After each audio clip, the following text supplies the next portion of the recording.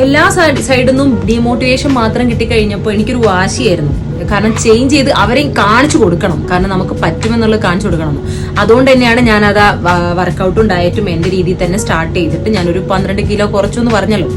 പക്ഷെ അതിൽ ഞാൻ കാണിച്ച മണ്ടത്തരം നമ്പർ 1 എന്നുള്ളത് എന്റെ ഡയറ്റാണ്. ഡയറ്റ് എന്ന് പറയുന്നത് ഫുഡ് പാടെ കുറയ്ക്കാന്ന പകുതിയിലേറെ ഞാൻ കുറച്ചു. അതിൽ കാർബ് മൊത്തം ഞാൻ ഒഴിവാക്കി. അങ്ങനെ ഒരു ഹെൽത്തി ആയിട്ടുള്ള വേ അല്ലാതെ കുറെ പട്ടിണി കിടന്നിട്ടും ഇഷ്ടപ്പെട്ട ഭക്ഷണങ്ങളൊന്നും കഴിക്കാതെയും പ്രോട്ടീനും ഫൈബറും ഒന്നും ഉള്ളിലെത്താതെയാണ് ഞാൻ എന്റെ ഡയറ്റ് എടുത്തത്.